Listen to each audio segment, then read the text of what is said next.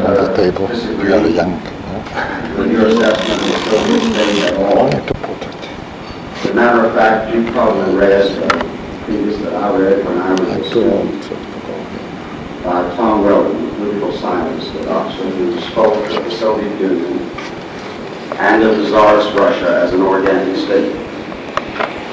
I didn't really understand or comprehend what he meant when he first used that phrase, but I think I soon began to understand as he outlined what an organic state really is and how fundamentally different it is from the kind of state that we live in and generally is celebrated in the West. He said the Soviet and the Russian people have always conceived of the state as a human being, an organic whole. The head is the Politburo or the Tsar. The heart is the Communist Party or the religious doctrines that rule the Russian state. The arms were the Army, the Navy, the Air Force, the Marine Corps. The legs were the transportation system. The digestive tract of this human organism was the agriculture and the industry. And there was to be no independent voluntary life in such a state, any more than your thumb is independent of your head, or any action is independent of your beliefs. There is no independence in such a state. I think I thoroughly, and the people in this room thoroughly agree with your assessment of what we do. I know that you and Yeshua have labored in your separate compartments long, hard, and successfully, and I would like to not have this meeting closed without recounting some of the successes that we've had. Successes that we've had since Gorbachev. So I agree absolutely, and as we've repeated here so many times, glasnost has not applied to the Jewish question. We know that. We know that the figures are portrayed on a graph that the Secretary of State is going to give to Shevardnadze show the lamentable figures of this year, 6,000 as compared to 51,000 in 1979, long before glasnost. Before glasnost, there were no such restrictions as now exist with respect to the definition of who could immigrate. And the secrecy requirements were not so strictly applied and so arbitrarily applied as now. So we know all that. But let's not be disheartened. I recall when Gorbachev gave his first interview in Paris in September 1985, October it was, he said, roundly, proudly, "Tell me a country," he said, "in which Jews have such rights as they do in the Soviet Union." He doesn't say that today. As a matter of fact, when Edgar Bronfman and I were speaking to high leaders of the Soviet state and party in March of this year, and we said to them directly that we had traveled the world and had never seen a Jewish community so dejected, so desperate, and so depressed as the Soviet Jews, and that it did not become a great power to have a people in this state of distress. Not one of them challenged. Second thing, when Gorbachev came to power, the Soviet leaders were still saying, all the Jews who want to leave have left. Jews say that today. They don't even pretend that that's true today. When Gorbachev came to power, they were still saying that the question of human rights and Jewish immigration and Jewish rights in the Soviet Union was an internal problem, not to be discussed in an international forum, and none of our business. Gorbachev said that in Paris. It was angry. The correspondents wanted to question him about human rights, Jewish question in the Soviet Union. At Reykjavik, there was a working group established to deal with human rights. And had there been a communique issued, there would have been some small gesture in the direction we want to see the Soviet state move. So even this giant monolith is subject to some kind of pressures. Now, I said the Secretary has been giving Mr. Shevardnadze sheets of paper from the National Conference in which is digested the problem as we see it at the moment. He asked for it on a sheet of paper. He's already received one sheet of paper from the National Conference containing that massive graph which tells the story of Glasnost as far as immigration is concerned in a single page. But tomorrow when we see him, he's going to receive another document. Let me say this about George Shultz.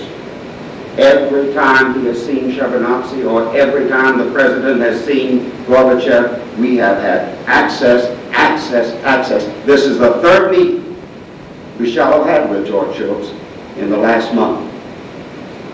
Tomorrow he's going to receive a document that shows that we are beginning to engage the establishment, voluntary establishment, the private establishment of the United States in a very interesting and important way in the struggle. What he's going to receive tomorrow is a document signed by White & Case, a leading Wall Street law firm, which has been working for the last 6 months pro bono with a vast array of young men and partners in Paris, London, and New York to produce a document, and I'll give you what the document says in 2 paragraphs, but it's more than 100 pages long. This is the conclusion of a Wall Street law firm which has researched for months questions on which we are engaged. Our basic conclusion is that international law and practices of other major states recognize the right of a citizen to immigrate, and the Soviet Union stands alone among the major states in denying this general right to its citizens. They proceed to deal with the barring of immigration on the grounds of state secrets. And they say, after a careful investigation of the cases and the right, they say that the Soviet actions are essentially ad hoc and arbitrary.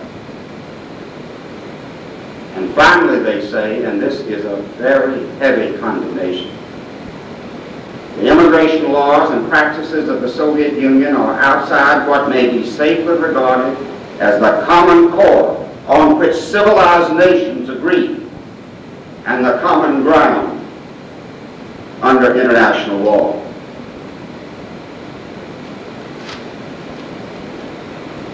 I know some of you were concerned about the appointment of Mr. Verity, and maybe you and I may disagree on this often. But respectfully, and I do respect your opinion, Verity, and your service, which I deeply appreciate. Mr. Verity opposed the Jackson-Vanik Amendment. But Mr. Verity has said to the Senate of the United States, the committee that is passing on disqualifications, that he will support the administration's position on this. And he is at the apex of American business, as you know. Today we heard something else.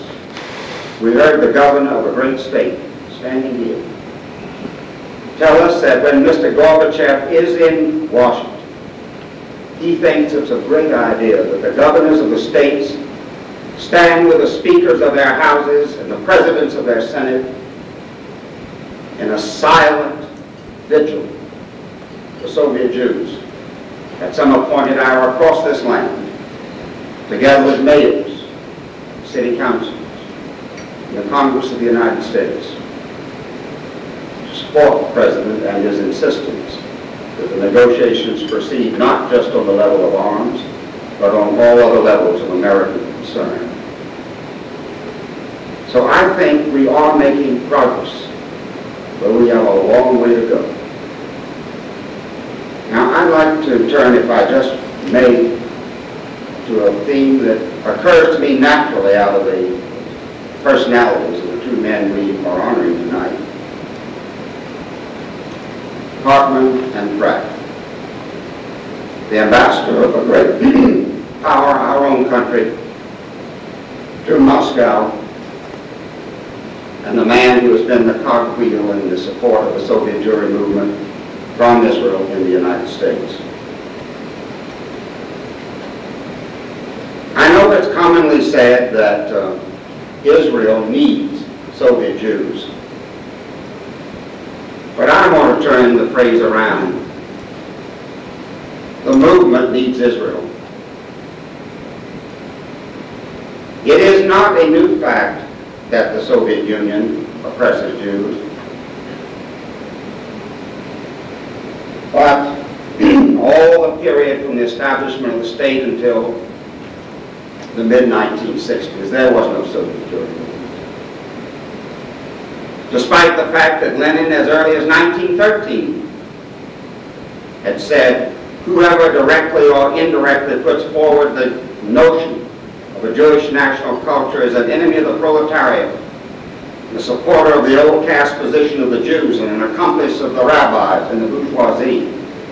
There was no Soviet Jewry movement in the Soviet Union after he said that. In 1919, the Lenin government abolished all Jewish institutional life, closed most of the synagogues, forbade the teaching of Hebrew. There was no movement. In 1952, Stalin started his vicious anti-Semitic campaign, and the movement was still born. The movement to redeem Soviet Jews began only when the state of Israel was a viable state, and the joy and celebration of Jews around the world in this achievement began to revive and stimulate the ancient thoughts of the people of Jewish faith and tradition in the Soviet Union. In the 1960s, the Soviet census showed that there were 600,000 Jews who still considered Yiddish their native language, but there was no Soviet Jewry movement. It has been the theme of Israel. It has been the theme of redemption. It has been the ancient tradition of exodus, return, exile, return, dispersion, and return, which generated the spirit and made the movement live. And that is why the organized Jewish community in the United States so much wants to regard this as a unique movement, because then it becomes something which is exceptional in Soviet practice. If there is a claim of Jews to return to their homeland, their movement is invested with an idealism which is different from and unique from all the other claims that other people have to the principles of Article 13 of the Universal Declaration of Human Rights. It isn't that the other people shouldn't have that claim, but it is not very likely that it will be recognized. In the case of the Jews, it has been recognized to a certain extent. After all, 270,000 left in the last decade. It is exceptional. It can be made exceptional as long as the claim is made in the unique tradition of the people. So the Soviet Jewry movement needs the state of Israel. Now I'd like to close by saying this. Last night, I listened very carefully to our refusing friends. First, on the question of whether or not there is life for Jews in the Soviet Union. And one of them said, it struck me so forcibly, said, I can never imagine ever there being a meeting in the Soviet Union in the open to rescue Ethiopian Jews. I don't know why that struck me, but it struck me decisively. Can't be. There's not going to be that kind of Soviet society. The next thing that struck me so much last night was when someone said, I think Elena Klotz, There can never be a life in the USSR for our children. And I know that's true. So consequently, I know that we have got to work and we have got to succeed. Or otherwise, a people who lost half of their population in World War II and the Holocaust stand to lose, not biologically, but lose down the memory hole of history, a sixth of the Jewish population remaining in the earth.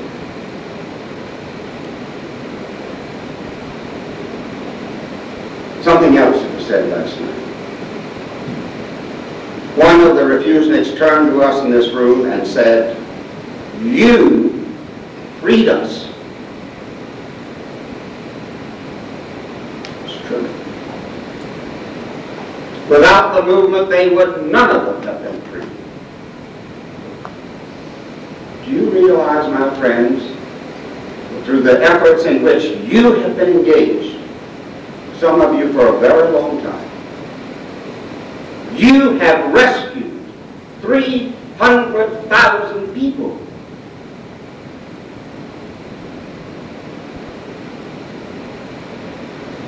That's far more than Moses did.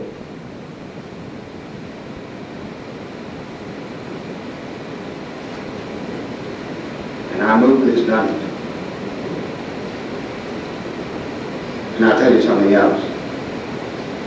We have an opportunity beginning now and perhaps ending before Christmas or before Hanukkah to make an enormous rescue. Without the slightest doubt, for reasons that Arthur Hartman has portrayed, the Soviet Union would like to normalize its relations with the West. No doubt for its own advantage. So be it.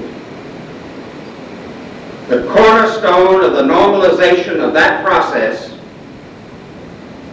is what was stated in a document that we handed the President of the United States on September the 9th, 1985 in the Oval Room, and which is the predicate for this nation's policy. And that is to say to the Soviet Union, while we make no direct link between arms and human rights or arms and Jewish immigration, say that the cornerstone of normal relations is for you to treat the immigration question as a normal state. You promised to do it. In the Universal Declaration of Human Rights, you entered into an international treaty to which you freely signed your name in the International Covenant of Civil and Political Rights, which says in hyperbole, every man, every person, shall have the right to leave any country, including his own, and to return to his own country. No one forced you to do that. And no one forced you to reiterate that right at Helsinki. And as the Secretary of State said to many of us before he went off to Reykjavik, as he held up that blue-bound, red-bound document containing Brezhnev's signature, the Secretary said he signed it. There is his signature.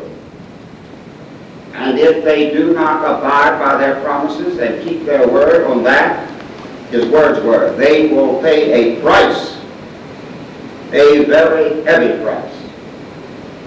And indeed they will, because their treatment of obligations entered into 12 years ago now is the litmus paper by which they shall be judged. Now I ask everybody in this room and ask everybody you see between now and November, whatever it is that date shall be, to come to Washington, to stand by the President and the Secretary of State to show that we are serious people in the United States and we mean business, and that we mean to judge the Soviet Union by adherence to its own plighted word. And as Arthur said, it will do no good. If the President says it, if the Secretary of State says it, and others do not back it up, as other congressmen, as he pointed out, might not have, the First obligation is upon the people in this room. We must be there. This is a historic turning point. This is as important to the people of the Soviet Union and to our country as the Exodus was 3,000 years ago.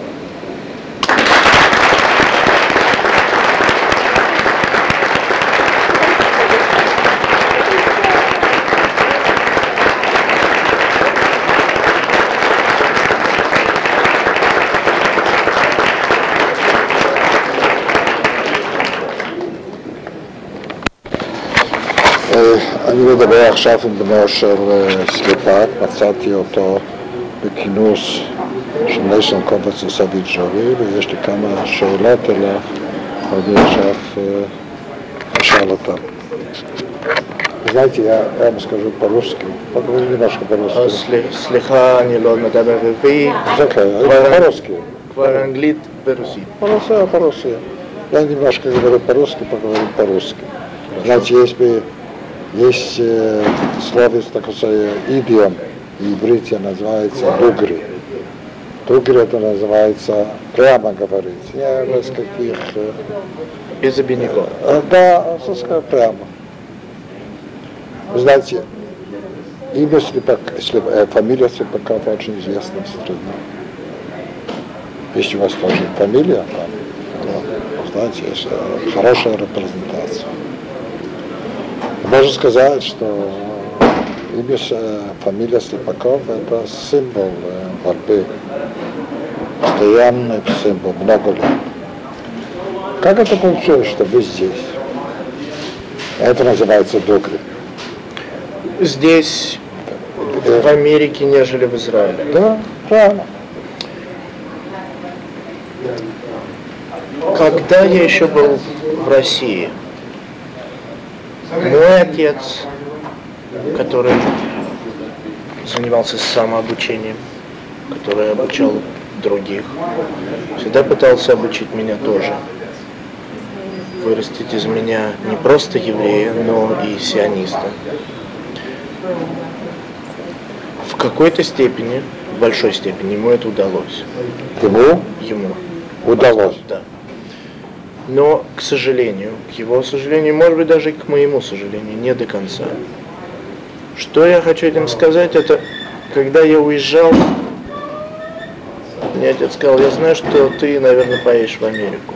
Уезжай в Израиль, это твой дом, это твоя родина. Потом делай, что хочешь. Я поехал в Израиль, и я страну эту люблю. И я это не говорю ни по какой-либо другой причине, а от сердца. Тем не менее, мне хотелось увидеть мир, мне хотелось увидеть Америку. И я поехал сюда. Здесь мне нравилось. Может быть, в какой-то степени, потому что здесь было легче.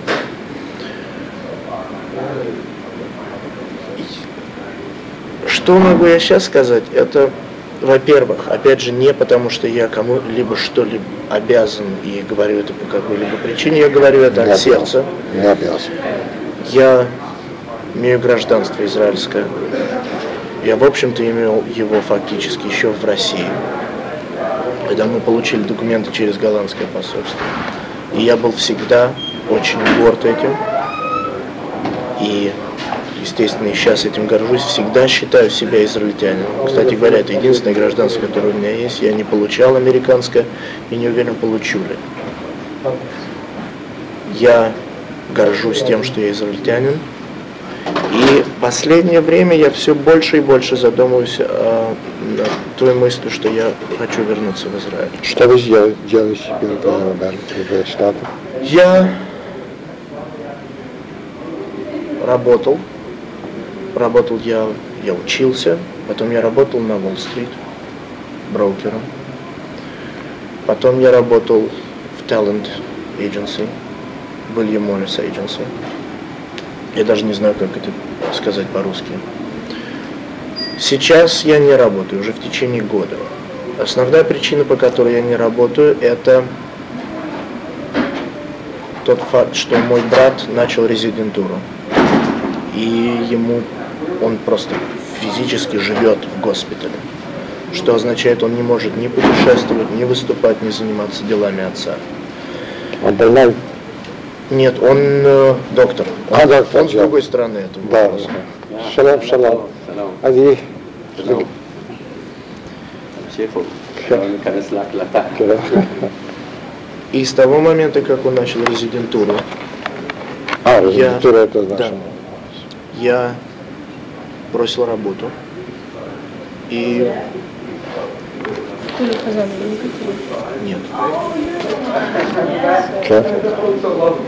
И начал заниматься, я, грубо говоря, взял это в свои руки, потому что брат не может этим физически заниматься. И за отца.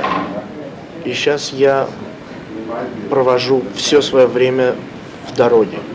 Я путешествую из одной комьюнити в другую, я говорю с одной группой евреев, другой группой.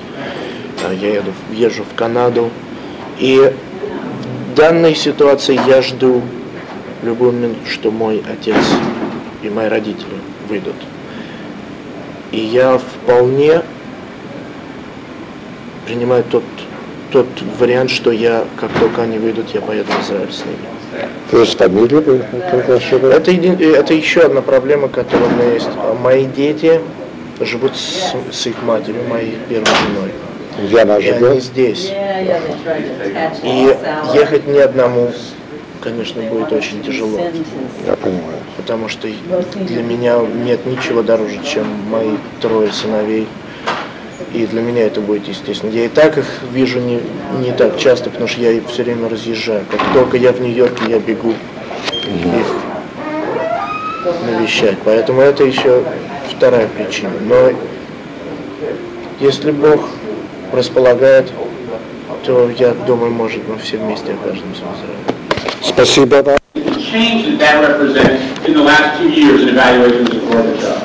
The number of people who take the position that he's different from Soviet leaders, more interested in peace with the United States, has increased by 21 points in the last 2 years. And I can tell you that many of my clients spend millions of dollars to get 21 point increases in favorable ratings. And that's a dramatic change and one that we have to be cognizant of. More relevant to our direct concerns, Americans believe that the Soviet Union is actually opening up, that it is changing. The majority take the position that the Soviet system has become more willing to allow criticism from its own citizens. So Americans do sense a real change in the Soviet Union, a real change in the underlying dynamics of Soviet power. A second fact that limits the utility of the human rights consensus is the fact that human rights is simply not a high priority for the American public. We're presented with a list of 14 possible objectives of U.S. foreign policy and asked how important each should be. Promoting and defending human rights ranked 11th out of 14. Only 3 items were seen as less important. Those included improving the standard of living in developing countries, protecting weak nations from aggression, and bringing democratic forms of government to the rest of the world. Other issues, protecting jobs, ensuring a supply of energy, protecting, defending against communism, alleviating world hunger. All of those were seen as 2 and 3 times more important as objectives of U.S. foreign policy than was promoting human rights. Moreover, in the specific case of the Soviet Union, voters do not believe we should try and change the Soviet system. They've grown tired of that approach. By 67% to 28%, American voters take the position that we ought to let the Soviets have their system, the communists have their system, and let us have ours, and we shouldn't really worry about what they do internally. Nearly 60% agree with the proposition that we've tried to change the Soviet Union for 60 years, and it's about time we stop.